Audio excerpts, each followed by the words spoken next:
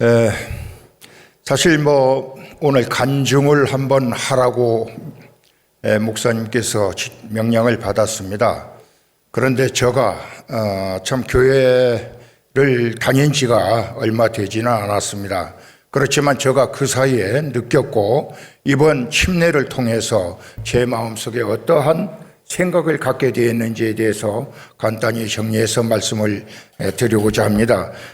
말씀하시는 가운데 모자란 점이 있더라도 충분히 이해를 해주시면 감사하겠습니다. 저는 사실상 지금까지 방황의 길을 많이 걸어온 사람입니다.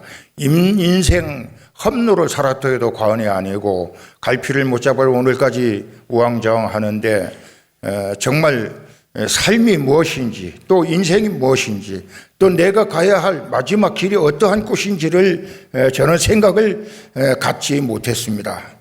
그러다가 재작년에 국제 컨벤션 센터에서 큰 행사가 있었습니다. 전국적으로. 거기에 가는데 우리 임선원 장로님께서 한번 같이 가보자. 교회 행사지만은 갈만한 곳이다. 이래서 제가 그 행사에 참여를 했습니다. 거기 가게 되니까 엄청난 많은 분들이 와서 정말로 아주 대성황리에 그 행사를 이뤘고 그 자리에서 제가 한 3,500명 정도 될 걸로 알습니다만 우리 박명일 목사님께서도 그날 교회 대표자로서 인사를 드린 걸로 알고 있습니다. 그런데 그 자리에서 그 집전하시는 목사님께서 저를 일려 세워가지고 교회를 나오겠느냐 안 나오겠느냐 이걸 질문했습니다. 상당히 난감했습니다. 정말 어떻게 해야 될 것인지. 그래서 저를 일려 세워가지고 그 자리에서 앞으로 예수를 믿게 되면은 당신의 좋은 어떠한 영광의 길을 갈 수 있을 것이다 해서 제가 거기에서 이제 그걸 박수를 받았고 또 마지막에 일어서서 하겠다는 서약까지 거기에서 하도록 받았습니다. 그래서 정말 우리 또 받았지만은 마음이 그렇게 쉽게 정리가 되겠습니까? 또 우리 집사람하고 인원도 해야 되고 가족들하고 인원도 해야 되고 하는 과정에 우리 임선원 장로님께서 한 3주 동안을 한 번도 빠지지 않고 매일 교회 나올 때마다 집에 와서 저 앞에 와서 기다리고 있습니다. 이런 말씀을 해 주셨습니다. 그래서 어쩔 수 없이 저는 오고 우리 집사람은 마음의 정리가 안 돼서 한 2주 정도 뒤에 나오기 시작했습니다. 교회를 다니고 나서 얼마 없었습니다. 우리 집사람이 갑자기 쓰러지게 됐어요. 만약에 옆에 사람이 없었다면 그건 바로 그냥 완전히 그냥 생명을 잃을 수도 있었습니다. 그렇지만은 저는 항상 그것을 갖다가 정말 우리 집사람은 지금 상당히 그 고통 속에 지금 시달렸다고 해도 과언이 아닙니다. 주변 사람들은 그 교회를 갑자기 나가니까 그것이다. 동티 났다. 흔히 말하는 이런 말을 하니까 우리 집사람은 정말 제가 눈물이 날 정도였습니다. 뭐라고 마음을 위로해 드려야 될지 몰랐습니다. 그렇지만은 나는 그걸 역으로 생각해서 당신이 그 믿음 또 특히나 우리 장모님은 권사직을 받아서 제가 갈 때마다 제가 저를 방문할 때마다 제 손을 잡으면서 꼭 내가 죽게 되거든 교회로 나오라는 말씀을 하셨기 때문에 장로님이 그런 말씀을 하셨기 때문에 나도 그런 마음의 움직임을 가진 것이다. 당신 나가야 된다. 그리고 우리가 한번 생각해봐라. 만약에 이게 하늘의 뜻이라고 하게 되면은 당신이 다른 사람들 많이 봤지만은 당신은 어쩌면은 영원히 불구가 됐을 수도 있을 것이다.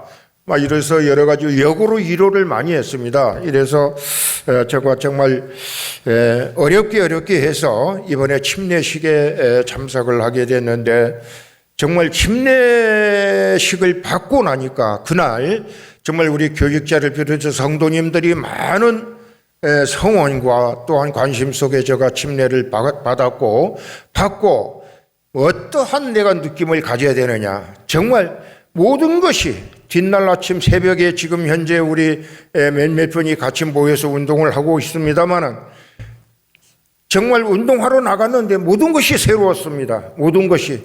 사람은 느낌에 달려있는 겁니다. 어떤 마음의 느낌을 느끼지 못하면 믿음을 우리가 가질 수가 없습니다. 정말 이 신선한 공기, 이 아름다운 자연환경, 정말 모든 것이 저에게 마음에 새로워지는 것입니다. 아름다운 새소리, 또 간간히 피어있는 들꽃들 하며 정말 너무나 아름다운 그런 모습을 보고 정말 이것이 바로 하나님이구나. 내 것이 아니고 하나님이 베풀어 주신 은혜 때문이다. 저는 정말 그 사이에 사람을 살면서 정말 험난한 생활을 살면서 악착같이 내 것만을 생각하고 내 혼자만을 생각하면서 살아왔지만은 내가 하나님 밑에서 하나님을 믿기 시작하니까 여러 가지 내가 세상을 정말 헛살았구나. 이것도 하나님이 주신 것이고 저것도 하나님이 저에게 베풀어 주신 것인데 이와 같이 정말 대단한 하늘의 뜻깊은 그 은혜가 저에게 좀 있다는 것은 정말 어쩌면은 믿음이 아니었다면 도저히 느낄 수 없는 이러한 일들이었습니다. 정말 그날 제가 침례를 받고 나서 이번에 제가 이 단상에 오르기 전에 우리 서집사님도 같이 운동을 합니다마는 만약에 말이야 당신 가서 절대 거짓말을 하면 안 된다. 저 거짓말이 아닙니다. 사실입니다. 사실을 얘기하는 겁니다. 그래서 정말 저의 느낌을 그대로 전달하는 겁니다.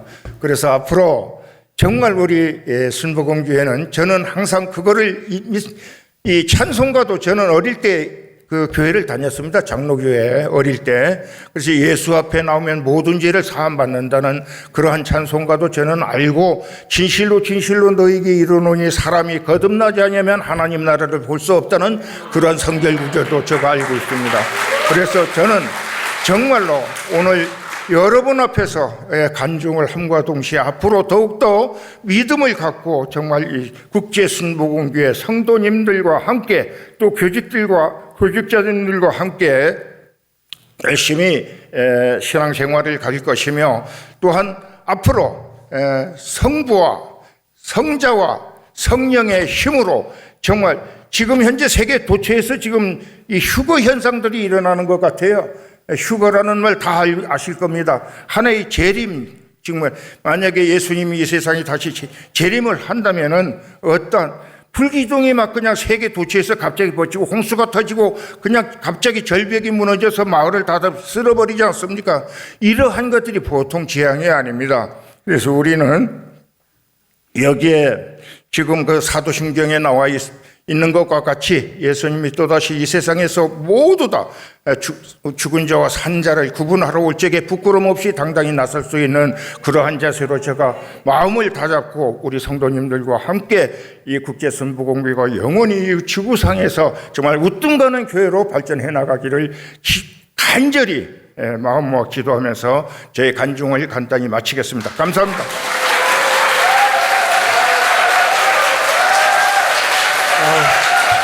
귀한 감명 감사드립니다. 벌써 은혜를 다 받으신 것 같아요. 네. 우리 오늘 본문 말씀을 가지고 꿈꾸는 인생 6번째 시간 막다른 골목에 이르렀을 때 우리 박명일 목사님 나오실 때도 큰 소리로 박수로 환영해 주시기 바랍니다.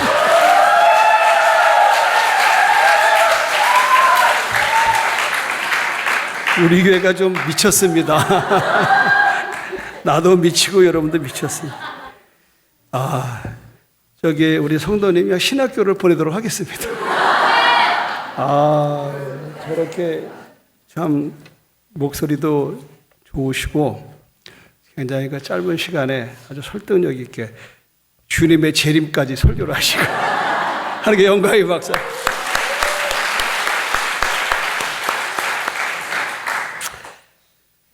오늘 꿈꾸는 인생의 막다른 골목에 이르렀을 때 이 시대의 막다른 골목은 다른 게 아니더라고요. 첫째는 여러분 암입니다. 어제 오늘 김창수 안수사님 전화를 통화했는데 많이 이제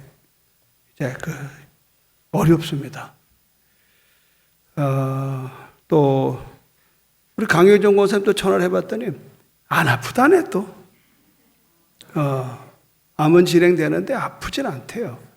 그래서 내일부터 또 항암 치료 간다고 그러고, 우리 또 강마리아 집사님은 수술 잘 끝났다고 꼭 여러분한테 안부 전해주려고 전화가 왔으면.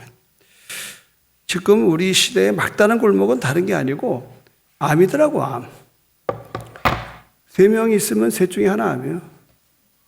피할 수 없는 진실입니다. 그 이거 어떡하냐 말이에요. 지금 우리 여기만 여기가 지금 뭐 100몇십 명 앉아 있는데 벌써 뭐 드러난 사람 또 진행되고 앞으로 될 사람, 이 암은 뭐 하루아침에 되는 건 아니잖아요. 이미 벌써 암의 요소가 다 갖고 있어요. 또 하나는 뭐냐? 이혼입니다. 뭐 젊은 사람만 이혼하는 게 아니고 서울은 이미 황혼 이혼에 벌써 접어들었어요. 영감태기하고 내가 평생 살아줬는데 그치? 문제는 새벽부터 밤늦도록 일하다가 뭐 술 한잔 먹고 들어오는 걸로 그냥 월급 가지고 애 키우고 살았는데 이 영감님이 그냥 허구한 날 집에 서 있는 거예요.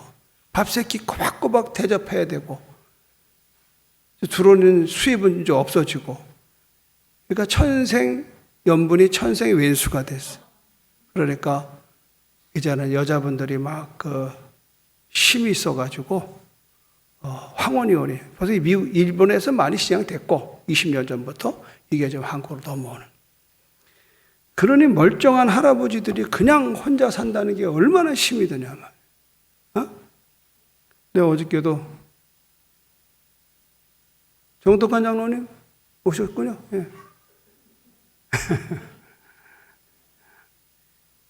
신방 갔어요. 지금 김명순 권사님이 또 아파가지고 병원에 왔다 갔다 하시고, 저 어르신이 그냥 낙심이 돼가지고 하시는 말씀, 오래 사는 게 중요한 게 아니라 같이 건강해야지, 아내가 건강을 잃으니까 내 삶의 의미가 없다는 거예요. 건강의 문제. 이혼. 또 지금 이제 젊은 애들은 막 무분별하게 카드 막 써서 카드로 인한 뭐 압류, 파산. 또 요새는 이렇게 아기를 낳고 싶어도 못 낳는 이런 불임. 그리고 며칠 전에 서울에 가서 울산 자동차, 현대자동차에 사목하시는 강 목사님 만났는데, 지금 자동차 회사에 금년과 내년 사이에 10,000명이 실직을 당할 운명이 있습니다. 이유는 하나입니다. AI. 전부 다 로봇가 다 하는 거예요. 걔네들은 데모도 안 해요. 이거보다 몇백 큰 공장에 사람이 딱 하나 있어요. 다 컴퓨터가. 그러니까 엄청난 실직자가 지금 돌발되고 있습니다. 제가 뭐 암, 이혼, 압류, 파산, 뭐 불임, 실직 이런 말들이 딱 공통점은 뭐냐? 첫째는 두려움, 두 번째는 절망을 가져오게 한다는 거예요. 그 여파가 결국은 여러분의 꿈을 물거품으로 만들어버리는. 지금 우리가 꿈꾸는 인생이라고 그랬는데, 이 막다른 골목에 딱 도달했으면 막다른 골목에 이런 것이 나타날 때 쉽게 말해서 꿈이 악몽이 되는 거예요. 꿈이 악몽이에요. 꿈도 좋은 꿈이 있고 악몽이 있잖아요. 밤새도록 끙끙 매고 그냥 식은땀 흘리고 왜 그래 그러면 악몽을 꿨어. 근데 악몽이 현실이 됐다 이 말이에요. 그럴 때 여러분이 어떻게 반응하느냐가 관건입니다. 아까 우리 성도님도 어필했습니다만 정말 때는 다 된 것 같아요. 지금 뭐 하와이가 저렇게 난리치고, 나는 하와이가 그냥 불난 게 아니라 화산이 터져서 그렇게 됐다 그러더라. 우리 좀 막 하와이에서 갔다 오신 분 말씀이. 그러니까 이런 모든 것들의 재난, 그러니까 총체적인 재난이죠. 그러고면가 하면은 또 지금 전쟁의 소식. 이런 얘기를 들을 때마다 우리가 와 닿는 건 도대체 하나님이 나를 사랑하는 거야, 안 하는 거야? 여기에 대한 의문이 생기고, 또 여러분이 더 중요한 건, 아니, 하나님이 뭐 꿈을 줘서 뭐 선교하라고 그러고, 교회 뭐 이렇게 하라고 그래 놓고는 이런 일을 당하면 우리는 어떡하란 말이냐, 이런 얘기를 할 수가 있어요. 그런데 놀라운 사실은 믿음의 5번째 단계에 여러분이 도달된 거예요. 그건 뭐냐? 막다른 골목의 단계가 5번째 단계, 5번째 단계. 이 막다른 골목의 단계에 이르면 여러분이 이렇게 묻기 시작합니다. 도대체 하나님 왜 이러시는 겁니까? 어떤 사람 책이 하나님 나한테 왜 이러시는 겁니까? 그 목사님의 부인이 일찍 돌아가셨어요. 암으로.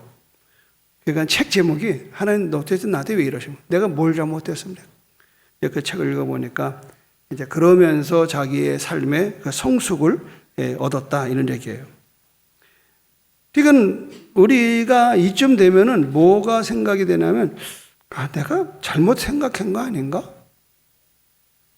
내가 지금 하나님에게 승인도 안 받고 그냥 내 멋대로 내 생각대로 하나님을 꿈을 꾼 거 아닌가? 그러니까 이거는 이제 물거품이 되는 거예요. 그런데 여기서 상당히 조심스러운 게 뭐냐?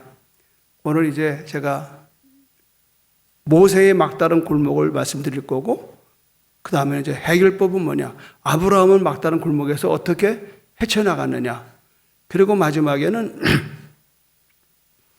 바울이, 지난주에 우리 바울 얘기했잖아요. 그러니까 바울이 그렇게 어떻게 견뎠는가? 이런 거를 가지고 3번을 말씀드려요. 막다른 골목에 보여주는 성경적인 아주 최상의 사례는 모세입니다. 모세가 애굽에 가서 백성들을 끌고 나왔어요. 그런데 바로가 마음이 변해서 쫓아오잖아요. 병거 600대, 하여튼 뭐 모든 군사력을 동원해서 다시 이스라엘 백성을 돌이키려고 쫓아오는 거예요. 그러니까는 도망가 이제 좌우에는 산이고 앞에는 바다예요. 이때 나오는 우리들의 모습은 뭐예요? 원망입니다. 차라리 애굽에 그냥 있으면 될 텐데 차라리 돌아가자. 다시 종으로 살자. 이게 우리들의 첫 번째 관건입니다. 내가 뭘 했어? 하지 말라고 그랬잖아. 부부지간에 이제 남편이 뭐 사업 좀 하다가 뭐 어려움 당하면 배부른 여자분, 내가 이럴 줄 알았다고. 교회도 그래요. 뭔가 좀 의욕적으로 교회를 좀 혁신시키고, 그게 뭐 마음대로 됩니까? 다 고난이 있게 말해요. 그때 여러분이 견뎌야 되는 거예요. 그때 말 잘해야 되는 거예요. 여러분, 하나님께서, 하나님의 계획이 뭐냐? 하나님께서 기적을 그냥 만드는 게 아니에요. 우리 상황이 악화된 가운데에서 기적은 나타나는 겁니다. 할렐루야. 오늘 보십시오. 이쯤 되니까 원망 불평 돌아가자는 거예요. 그런데 마귀가요, 이걸 노리는 겁니다. 가만히 있다가 이제 우리가 극한 상황에 도달되고 막다른 골목에 들어서면 마귀가 참소하는 거예요. 누가 이거 하자고 그랬어? 누가 이거 안건 내놨어? 책임지라고 그래. 우린 몰라. 책임지라고 그래. 막 이러는 거예요. 그리고 마귀가 하는 말이 뭔지 알아요? 내가 말했잖아. 너는 결코 이거 못해. 네 꼬라지를 봐. 너 별 볼 일 없는 인생이야. 네가 꿈이라는 꿈은 한낱 망상뿐이야. 망상. 무슨 꿈이야? 꿈은 얼어 죽을 꿈. 막 이런단 말이에요. 그러면서 하는 말이 딱 뭘 던지냐? 너는 내가 누구라고 생각하냐? 너는 내가 누구라고 생각하냐? 그쯤 되면은 우리 전부 다 맞아. 내가 괜히 분수에 넘니절 했어. 내가 욕심을 부렸어. 막 이렇게 이제 여러분들이 스스로가 자학을 하고 끝내는 우울증에 빠지고 그다음에 중독증에 빠져버려요. 그러나 너는 내가 누구라고 생각하니? 라는 질문은 틀린 질문입니다. 올바른 질문은 뭐냐? 따라합시다. 너는 하나님이 누구라고 생각하니? 너는 네가 하나님이 누구라고 생각하니? 소크라테스는 너 자신을 알라. 답이 없어요. 내 자신은 뭐예요? 죄인인 것뿐입니다. 연약한 존재입니다. 그러나 우리를 빚으시고 우리를 축복하시고 우리를 구원하신 그 하나님, 너는 하나님이 누구라고 생각하냐? 사탄은 여러분의 속 깊은 곳에서 여러분의 잘못된 것을 끄집어내고 여러분을 비하시키지만 여러분 그럴 때 거기 넘어가면 안 돼요. 나는 하나님이 누구라고 생각하는가를 스스로 물어야 돼. 그래서 우리가 아까 또 찾으면서 전능하신 하나님 찬양. 그러니까 우리는 하나님이 누군가에 대한 명확한 답을 갖고 있지 않으면 우리는 넘어질 수밖에 없는 것입니다. 이스라엘 백성이 왜 홍수에 마주치고 있습니까? 이유는 하나입니다. 하나님이 그들을 거기로 인도하시기 때문에. 아멘. 여러분들의 인생도 마찬가지라고. 여러분이 지금 막다른 골목에 있다. 하나님이 갖다 놨다라고 믿으면 되는 겁니다. 할렐루야. 이게 우리가 가져야 될 태도라면. 목적이 있어서 그렇게 하신 거예요. 하나님은. 목적이 있어서. 하나님이 여러분이 그런 막다른 골목에 도달됐을 때에 하나님이 갖다 놓으신 거고, 그리고 하나님이 뜻을 이루려고 갖다 놓은 겁니다. 그런데 백성들은 자기네가 죽을 운명이라고 생각했지만 하나님은 하나님의 뜻밖의 일을 준비하시는 거예요. 뭐예요? 홍해를 가르는 겁니다.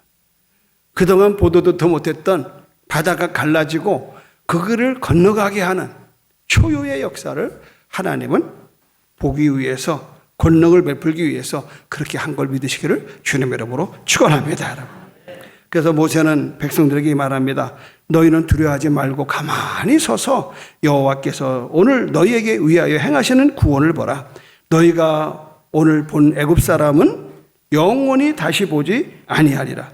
여호와께서 너희를 위하여 싸우시리니 너희는 가만히 있을지어다. 그래서 우리 이 찬송 많이 하잖아요. 너희는 가만히 있어. 이게 바로 거기서 나오는 거예요. 여러분이 지금 궁지에 빠졌습니까? 처음부터 하나님 꿈을 향한 움직임이 해왔지만 후회하신 것도 지금 현재의 상황이 불리하게 돌아가는. 그렇다고 그러면 이제 여러분 굳세게 서서 하나님의 보호와 대책을 찾을 때인 걸 믿으시길 바랍니다, 여러분. 제가 사람이 그렇더라고. 벼랑 끝에 서야 돼, 벼랑 끝에. 우리 조영국 집사 내외가 5개월 동안 하와이 갔다 오고 몽골 갔다 왔는데 그 로렌 커네밍 목사의 첫 번째 책이 뭐냐? 내 신의 발을 벗어라. 두 번째, 벼랑 끝에 선 용기예요. 벼랑 끝에 선 용기. 이건 우리가 막다른 골목에 이르러야 하나님의 역사를 볼 줄로 믿습니다, 여러분. 그래서 이사야는 이렇게 얘기했어요.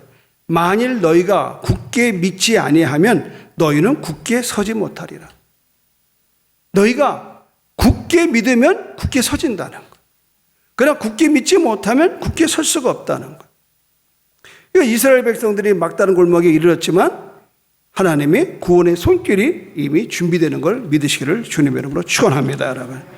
그래서 이제 이게 서막의 이제 모세 이야기. 그러면 이제 답이 뭐냐? 이제 아브라함의 막다른 골목을 통해서 한번 보자 이 말이에요. 아브라함이 지금 우리가 여러분 첫 번째는 뭐예요? 이 믿음의 단계가 있어요. 첫 번째는 당신을 향한 하나님의 꿈을 찾으라. 제가 첫 번째 설교가 당신을 향한 하나님의 꿈을 찾으라. 그게 모세의 꿈은 뭐예요? 하나님께서 말씀하셨어요. 그에게 큰 민족의 아비가 되는 꿈을 줬다 이 말이에요.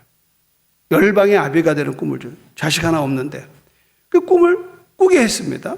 이 첫 번째 단계. 그래서 제가 여러분에게 인생에 하나님을 향한, 하나님이 당신을 향한 꿈을 찾아라. 그래서 제가 자꾸 강조하잖아요. 청년들한테. 나는 17살 때에 이 꿈을 찾았다는. 이 꿈을 찾기 위해서 중3 때 정말 저는 염세주에 빠졌습니다. 도대체 내 존재가 뭔지. 자꾸 나를 찾으니까 끝도 없고 한도 없어요. 그러다가 고등학교 1학년 17살 때에 사형리를 통해서 인격적으로 주님을 만나는 순간 하나님은 나에 대한 계획을 제가 알게 됐어요. 아, 그것은 온천에 다니며 만민에게 복음을 전파한다라고 하라는 거예요. 그때부터 저는 50년 넘도록 이 복음을 전파하는 일에 내 인생이 여기까지 온 겁니다. 두 번째 아브라함의 단계는 뭐예요? 그는 75세에 본토 친척 아비 집을 떠났어요. 그래서 두 번째 제가 뭘 말씀드렸어요? 따라합시다. 행동하기로 결심하라. 네, 행동하기로 결심하라. 그래서 저는 17살 때 그런 하나님의 말씀을 받아서 17년을 준비해서 그 17년 동안 공부하고 결혼하고 이제 다 해서 제가 복음을 들고 바로 이곳에 34살에 왔어요. 그러니까는 행동하기를 결심해야 돼. 근데 우리는 막 꿈을 막 꿔. 행동은 안 해. 그러니까 뭐예요? 몽상가가 되는 거예요. 세 번째 아브라함의 믿음의 단계가 뭐냐? 75년을 인내하며 기다렸잖아요. 그 세 번째 설교 뭐라 그랬어요?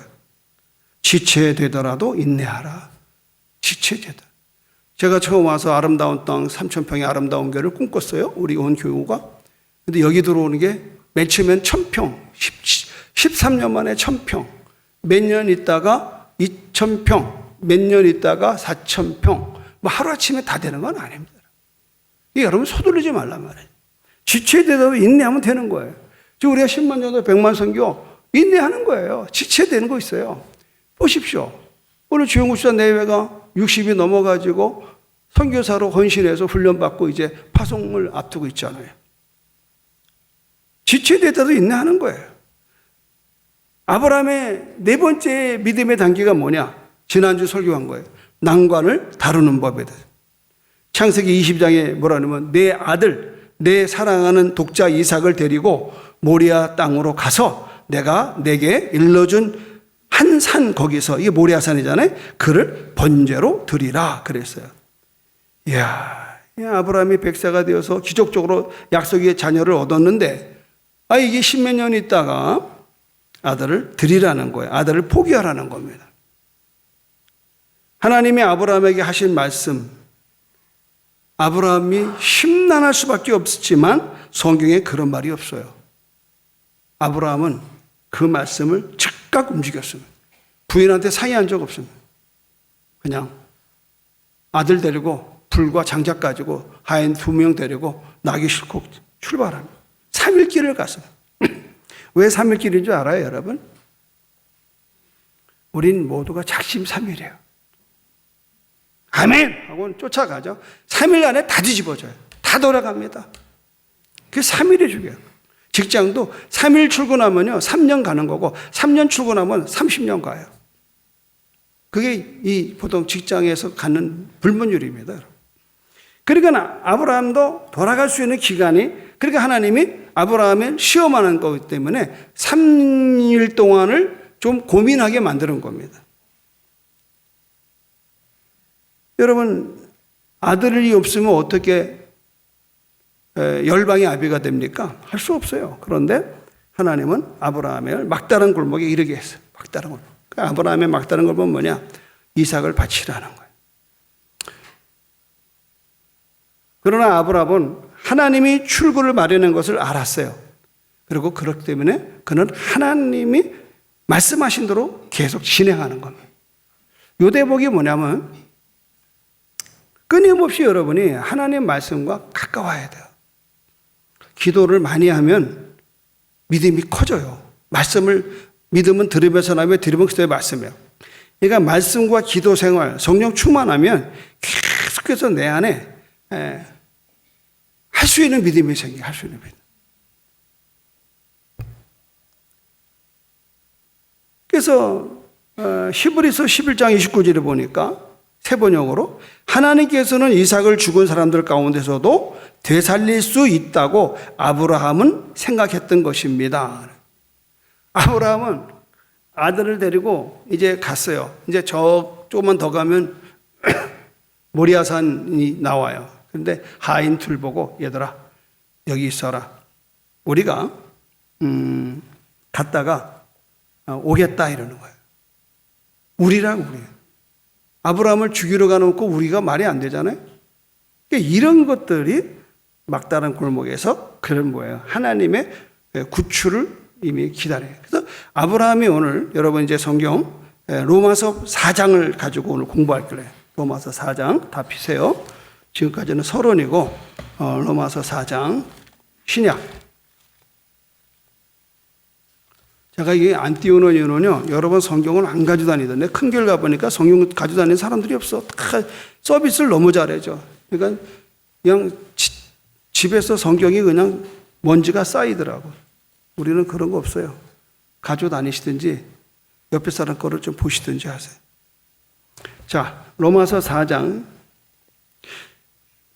우리가 오늘 이제 본론에 있어서 듣고 싶은 얘기는 뭐냐면 막다른 골목에 부딪혀서 구출을 기다리고 있다면 여러분들이 과연 무엇을 해야 하는가가 오늘 관건이에요. 네 가지를 말씀드려요. 로마서 4장에서 바울은 아브라함이 이 구출을 기다리는 동안에 보인 모습에서 네 가지 교훈을 우리에게 쓰고 있습니다. 그 첫 번째가 뭐냐?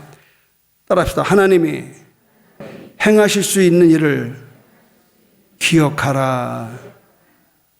그러니까 성경에 뭐라고 그러냐? 10절 하면 17절, 4장 17절 기록된 바 그랬잖아요. 이거면 성경이거든요. 시작.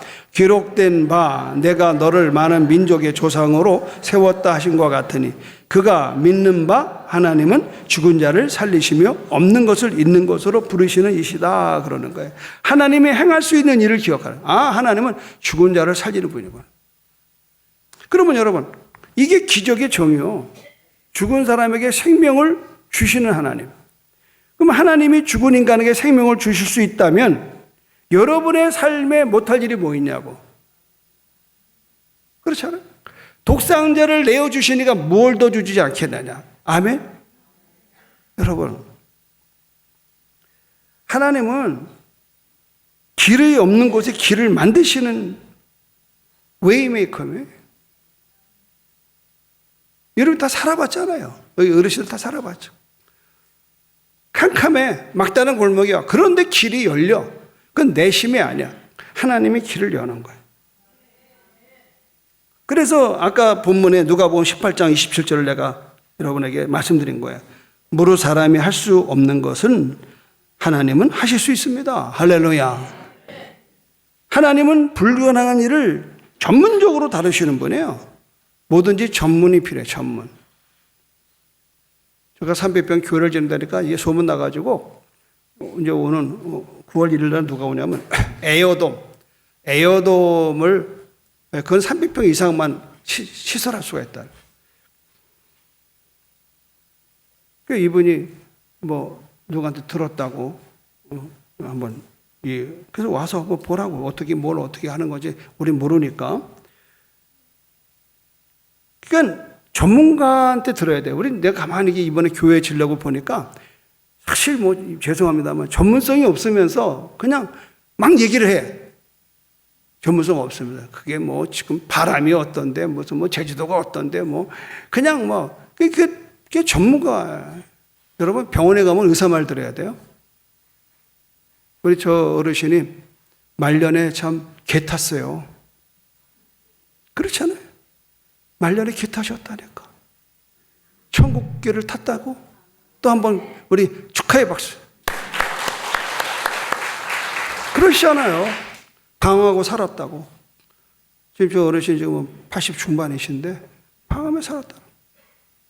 사회적으로는 여러분 우리 제주도 서귀포시의 연합 노인의 회장이십니다. 여러 번 회장을 하셨어요. 우리 서귀포에 저만한 어르신이 없어요. 그러니까 하나님이 행하실 수 있는 일을 기억하는 거예요. 이게 하나님이 길이 없는 곳에 길을 내신다. 하나님은 우리가 전능하시다라는 사실을 믿기를 주님을 축원합니다. 여러분. 두 번째는 하나님이 말씀하신 것을 의지해야 됩니다. 18절 보십시오. 아브라함이 믿는 바는 뭐냐? 18절 시작. 아브라함이 바랄 수 없는 중에 바라고 믿었으니 이는 내 후손이 이가 되리라 하신 말씀대로 많은 민족의 조상이 되게 하려 하심이라. 이게 뭐예요? 하나님이 나보고 많은 민족의 조상이 된데 이렇게 말씀하셨어. 그걸 믿었다 이 말이죠. 그리고 그 말씀을 붙들었다는 거. 이것 때문에 그는 조금도 흔들림 없이 아들을 드릴 수가 있었던 것. 눈 한 번 깜빡하지 않았어요. 근데 우리는 이런 약속의 말씀을 믿지를 않아. 내 감정을 믿고 내 상황을 믿어. 할 만하면 하고 못할 만은 안 하는 거예요. 근데 아브라함 보실래요? 아까도 언급했습니다마는 창세기 22장에 보면 그 종들을 데리고 이렇게 너희들 있어라. 우리가 너희에게 돌아오리라. 우리가예요. 우리는 뭐야? 지금 아브라함하고 아들 이삭하고 같이 가는데 이삭은 이미 뭐 죽은 목숨이에요.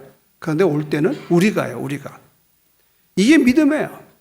두 번째는 아들이 쫓아가면서 아버지 어린 양은 어디에 있습니까? 지체 없이 아브라함 보십시오. 하나님이 자기를 위하여 친히 준비하셨다. 아멘. 여러분, 아브라함은 막다른 골목에 부딪혔어요. 그러나 구원의 손길이 오고 있음을 그는 느끼는 겁니다. 그게 믿음으로 보는 거예요. 눈에는 보이지 않고 귀는 듣지 않고. 그래서 세 번째는 뭐냐? 따라합시다. 믿음으로 사실을 직면하라. 자, 19절 20절 읽겠습니다. 시작. 그가 백산화되어 자기 몸이 준 것 같고 사라의 태가 준 것 같음을 알고도 믿음이 약해지지 아니하오. 믿음이 없어 하나님의 약속을 의심하지 않고 믿음으로 견고해져서 하나님께 영광을 돌리며. 우리가 이 교인들이 아주 위험한 게 뭐냐면 척하는 거예요. 척하는. 아파도 안 아픈 척. 지금 내가 밥 깨니가 없는데도 있는 척, 먹는 척. 그러니까 그건 믿음이 아니에요, 여러분. 그거는 현실 부정입니다. 현실 부정. 우리가 어떤 문제를 직시했을 때에 그 문제보다 더 크신 하나님을 쳐다보기를 주며 축원합니다, 여러분. 아픈 건 현실이에요. 나도 어저께 너무 피로가 나니까 이 잇몸이 부어가지고 한잠 못 잤어, 한잠 못 잤어. 이 치통이 보통 문제가 아니더라고. 그 치과 의사는 목사님 그냥 쓸 만큼 쓰다가 이제 다 뽑고 뭐 임플란트 해야 된다고는. 그걸 얼른 해주든가. 근데 때가 다 되는가 봐. 먹지를 못하겠어요. 밤새도록 끙끙 앓다가 나왔어요. 여러분, 중요한 건 뭐예요? 아프면 아프다고 그래야지. 내가 오늘 아프다는 얘기 했잖아. 누군가가 치과 의사를 좋은 데 떠나 소개해줄 걸로 믿습니다, 여러분. 내가 교회 고쳤다는 얘기를 자꾸 하는 거는 그 경험 있는 사람 얘기가 막 전화가 오더라고. 뭐 텐트는 어떻고, 뭐 에어덤은 어떻고. 그래서 아는 교수님이 그 소리 듣고 자기 친구를 소개시켜 준 거예요. 그러니까 믿음이 있으면 낙심하지 않고 사실을 있는 그대로 대면할 수 있어야 돼, 대면. 지금 내가 현실이 난 이혼녀다. 당당하란 말이야. 아닌 척하지 말라고. 또 내가 지금 암이다. 당당하라 이 말이야. 나는 강효정 권사 어제 통화를 했어요. 어이구 목소리가 쨍쨍해요. 그렇다고 현실 부정하는 게 아니에요. 목사님인데 이상한데 안 아파요. 그래. 그냥 그러다 가면 되는 거지 뭐. 그러나 혹시라도 누가 알아? 12년 혈중환련이 예수 효과되면 난저도 낫겠다는 할렐루야만. 누가 하냐 말이에요. 그거는 하나님의 소관이지 우리 소관이 아니에요. 그래서 기도는 하는 거예요 나는. 그 믿음을 가지고. 그러니까 믿음의 열쇠는요. 여러분의 그런 눈에 보이는 상황을 넘어서 보게끔 하는 거예요. 그러니까 상황을 보지 말고 상황 건너편에 하나님의 전능하심을 보는 거예요. 그래서 우리 찬양 인도하시는 분들이 그런 찬송을 많이 불러야 된다. 오늘 아주 찬송을 많이 부르니까 막 신나잖아요. 옛날에 맨날 왜 말인가 날 위하여. 왜 할머니 할아버지들 그 찬송 안 부른다고 나한테 컴플레인 하시더라고. 좀 찬송가 좀 부르라고 그래요 목사님. 시대가 바뀌었어요. 물론 그건 은혜 가운데 있어요. 안 부르는 건 아니에요. 근데 우리가 늘 교회에서 찬양을 늘 부르던 찬송가를 그거를 지금 여기 내가 확인해 봤어요. 5곡을 부르는데 2개가 찬송에는 찬송이고 세 개가 이 경배 찬양이에요. 근데 지금 젊은 사람들이 여기 모이는 거는요, 다른 거 없습니다. 시대에 맞는 음악을 우리가 이 전도사님을 모셔와서 하기 때문에. 성가대가 옛날에 없었어요. 왜 세운 줄 알아요? 어르신들이 예배드리는 것 같지 않대 성가대가 없으니까. 근데 가만히 여기 앉아보면 아멘을 제일 많은 게 누가 잘하냐? 어르신들이 많이 해요. 영광성교에 모여서 밥 한번 사주시기 바랍니다. 정말 그런 거예요. 이거는 늘 성가대, 왕년에 성가대 하실 분이 다 앉아 계시다고. 그러니까 나는 못 불러도 성가대만 있으면 그냥 흐뭇해. 은혜 다 끝났어. 설교 들을 것도 없어. 상가대만 잘하면 그냥 저분들 그냥 밥 잡수고 가시면 은혜가 되는 거예요. 그러나 젊은 사람들은 또 뭐예요? 이 시대에 맞는 정말 영적으로 파워풀한 찬양이 필요하다. 그래서 여러분이 허락할런지 모르겠지만 우리가 통합 예배를 드려야 되면 그래서 서로가 양보되고 서로가 존중되죠. 성경은 이렇게 말해요. 우리가 주목하는 것은 보이는 것이 아니요 보이지 않는 것들이. 보이는 것은 잠깐이요 보이지 않는 것들은 영원하다. 여기서 여러분 보이는 건 뭐냐면 문제입니다. 문제. 우리는 문제만 보여요. 그러나 보이지 않는 건 뭐예요? 하나님의 능력이라 이 말이에요. 아멘? 그러니까 여러분이 하나님의 능력을 볼 수 있는 게 믿음이라고. 그러니까 영안이 뜨여야 돼. 그건 영안이 안 뜨면 할 수가 없어요. 볼 수가 없고. 그러니까 답답한 거예요. 그래서 여러분이 막다른 골목에 질문할 때는 첫 번째 뭐라고 그랬어요? 하나님이 행하신 일을 기억하라. 그동안 나로 인해서 행하신 일을 기억하라. 두 번째는 하나님이 말씀하신 것을 의지해라. 약속된 말씀을 의지해라. 세 번째는 지금 뭐예요? 믿음으로 문제를 직면하라. 문제를 피하지 마라. 현실을 피하지 마라. 그것은 현실이 직면될 때에 비로소 하나님이 하실 일이 있다. 그래서 네 번째 마지막이 뭐냐? 하나님이 여러분들을 구출해 줄 것을 기대하라는 겁니다. 할렐루야. 하나님은 어떻게 일을 하나 봤더니 기대하는 만큼 일을 하시는 거예요. 기대하는 만큼. 그래서 아브라함이 뭐세요? 아브라함이 아버지 번제할 양은 어디 있어요? 그러니까 번제할 어린 양은 하나님이 자기를 위하여 친히 준비하신다. 그랬어요. 하나님 그 말 듣고 안 하겠냐고. 여러분 하나 아셔야 될 거예요. 예수님이 밤새도록 고기 못 잡으면 베드로 보고 깊은 곳에 가서 그물을 내려라 하는 순간에 베드로가 깊은 곳으로 떠나는 순간에 어리학자들이 연구했어요. 고기가 없는 곳에 고기가 도달돼서 가득히 채워지려면 멀리 있는 고기들이 막 죽어라고 헤엄쳐서 와서 날 잡아가라고 거의 모였다는 거예요. 이렇지 않고는 안 된다는 거예요. 난 믿습니다, 여러분. 우리가 10만 전도 100만 선교 안 될 것 같아요? 내기하실래요? 여러분 믿는 자에게 능치 못함이 없습니다. 사람은 할 수 없어 하나님 하실 수 있는 겁니다. 여러분. 그럼 어느 때 하느냐? 이것이 될 줄로 기대하는 사람에게 임하는 겁니다. 여러분. 우리 이미 증명했잖아요. 33년 전에 여러분 뭐가 있어서 우리가 아름다운 땅 3,000평의 아름다움을 지낸다고 떠들고 다녔냐고 기도했냐고. 됐잖아요, 여러분.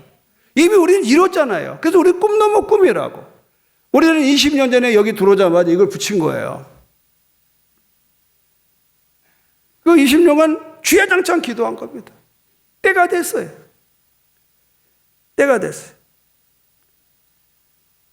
아브라함은 하나님이 자신을 구출할 것을 기대했단 말이에요.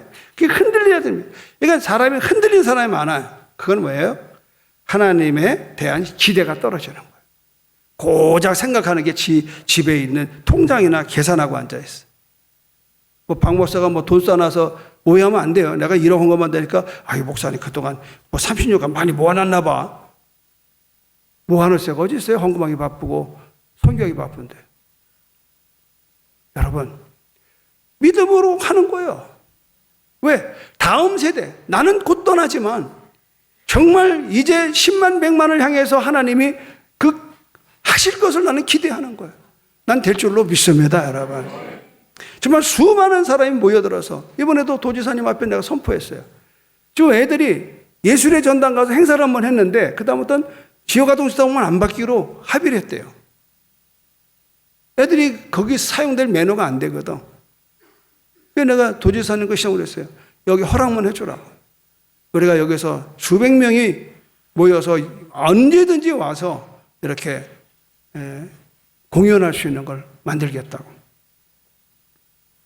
여러분, 믿음은 그저 하나님을 믿는다고 말하는 것이 아니라 믿음은 하나님이 믿음대로 되어지는 걸 믿는 거예요. 여러분이 믿음대로 사는 게 믿음이에요. 할렐루야. 그러니까 야고보는 이렇게 말하더라고요. 이와 같이 행함이 없는 믿음은 그 자체가 죽은 것이다. 나는 행함으로 내 믿음을 보인다. 그러니까 믿음은 말이 아니라니까 행해야 된다.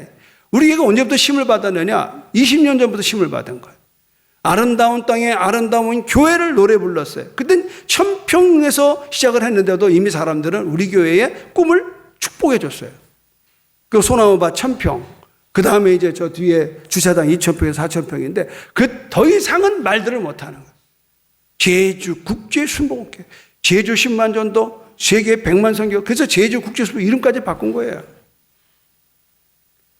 여러분이 하나님이 여러분의 막다른 골목에서 무엇을 할 수 있다고 기대하는가? 이게 관건이에요. 왜 그러냐면 하나님은 여러분의 기대에 따라서 여러분 삶 속에서 역사하는 걸 믿으시기를 바랍니다, 여러분. 그러니까 여러분, 난 하나님 아무런 역사도 안 해. 그건 여러분이 하나님한테 기대가 없는 거예요. 나는 하나님께 무한한 기대를 갖고 있습니다. 무한한 기대. 정말 이제는 제가 2년 전에 일어나라 빛을 발하라 내 빛이 이르렀고 이거를 받았어요. 새벽에. 직감했어요. 아, 우리 교회 하나님이 아까도 우리 강창희 성도님께서 정말 세계에서 으뜸되는 교회로 확신한다고는. 아멘. 으뜸이 중요한 게 아니지만 그러나 그런 비전을 함께 나누는데 지금 80이 훨씬 넘어진 어르신이 그 비전을 함께 가겠다는 거 아니에요. 도지사님, 시장님 오시더니 지금 여러분 젊은 사람들은 야당을 찍지만 노인협회는 전부 다 여당 찍는 거 알죠? 보수도 상보수입니다. 표가 엄청 많아요. 그러니까 이번에 무슨 위원장? 그 위원장이 노인들 표를 좀 삭감해야 된다고. 그런 말 하다가 좀 실직당했잖아요. 여러분, 이제는 노인 시대입니다. 지금 70인 내 나이가 70이 아니요. 난 맨날 저분들 모시고 팝콘 쳐주고 공주수다 주고 그러잖아요. 내가 제일 먼저 뛰어가서 여기 있습니다. 방법 없어요. 운동하는 데는 방법 없어요. 네, 여러분, 제가 주님의 말씀을 기억합니다. 따라합시다. 너희 믿음대로 되라. 말씀하셨어요. 그러면 여러분은 하나님이 무엇을 하실 건가를 믿어야 되는 거예요. 우리가 믿는 대로 된다니까. 이미 여러분 믿음대로 선포된 33년 전에 아무것도 없는 3층 건물에서 시작된 이 교회가 아름다운 땅 3,000평의 아름다운 교회를 짓겠다라고 여러분 노래를 부르고 기도한 것이 13년 만에 이루어진 거고 20년 전에 우리는 이제 제주 10만 전도 세계 100만 선교를 걸어 붙인 거예요. 사도 바울은 기대의 원리를 알았어요. 기대의 원리. 모든 건 원리가 있어요, 원리. 그러니까 신앙에도 여러분 기대의 원리가 있다고. 그건 왜 그러냐? 기대는 결단을 낳는 거예요. 기대는 결단을 낳아요. 이번 금요일 날 우리 지원국 전 네 분이 간증을 했는데 17년 동안을 목사님 따라다니면서 그냥 선교만 쫓아다니니까 안 되겠더래. 그러니까 60 딱 먹어서 제2의 인생으로 살자. 두네 분이 합의하고 결단했어. 우리는 선교사로 나가자. 처음이 어렵죠? 이제 계속되는. 어떤 사람 그래. 아니 목사님 일꾼 다 내보내고 뭘 하려고 누구 가지고 목회할 겁니다. 그건 내 일이 아니요. 난 3년이면 끝나니까. 이제 새로운 목사가 할 일이요. 자기가 되고 일할 사람 자기가 전도해서 저렇게 양육해 놔서 지가 써야지. 그렇잖아. 성가대 그런 줄 알아. 새로운 목사 오면 여러분 찬밥이요. 체제가 바뀌는 거예요, 여러분. 대통령 바뀌면. 그러니까 우리 3년간 잘해보자고요. 잘해봐요. 자, 여러분 고린도 후서 1장 8절로 10절입니다. 마지막으로 사도 바울이 고린도 후서 1장 우리 지난번에 공부했잖아요. 그런 고난 속에 사도 바울이 힘겹게 일어나가는 것. 근데 이제 이게 바로 그예요. 고린도 후서 1장 8절로 10절이에요. 같이 읽겠습니다. 시작. 형제들아, 우리가 아시아에서 당한 환난을 너희가 모르기를 원하지 아니하노. 힘에 겹도록 심한 고난을 당하여 살 소망까지 끊어지고 우리는 우리 자신이 사형 선고를 받은 줄 알았으니 이는 우리로 자기를 의지하지 말고 오직 죽은 자를 다시 살리시는 하나님만 의지하게 하심이라. 10절이 중요해요. 시작. 그가 이같이 큰 사망에서 우리를 건지셨고 또 건지실 것이며 이후에도 건지시기를 그에게 바라노라.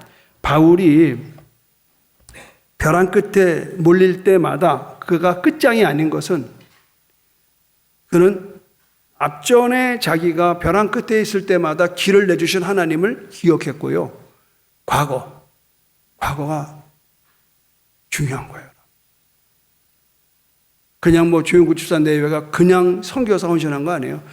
예수를 제가 전도해서 지금 18년째 예수 믿는데 근 17, 18년을 그냥 이 선교에 헌신하고 그렇게 왔어요. 이번 얘기 들어보니까 회복 캠프 46차인가 7차까지를 목사님 입에서 하는 걸 맨날 들여다보고 배워서 이번에 몽골에 가서 그 회복 캠프 비슷한 성령 집회를 해가지고 그 청년 7, 80명이 다 뒤집어졌다 그러잖아요. 여러분, 바울은 과거에뿐만 아니라 현재에도 더 중요한 건 뭐예요? 미래에도 그는 희망을 포기하잖아. 왜? 지금 뭐라고 그랬어요? 10절 마지막에. 이후에도 건지시기를 그에게 바라노라. 아멘. 여러분 너무 미래에 두려워하지 마십시오. 우리는 여러분이 지금 과거에 나를 여기까지 인도하신 에베네zer 하나님을 보신다고 그러면 오늘도 마찬가지지만 여러분 장래에도 인도하실 줄로 믿습니다. 여러분. 이게 믿음입니다. 그건 뭘 한마디로 말하면 여러분 신실하신 하나님. 우리 다 일어나셔서 신실하신 찬양으로 오늘 설교에 마무리 가도록 하겠습니다.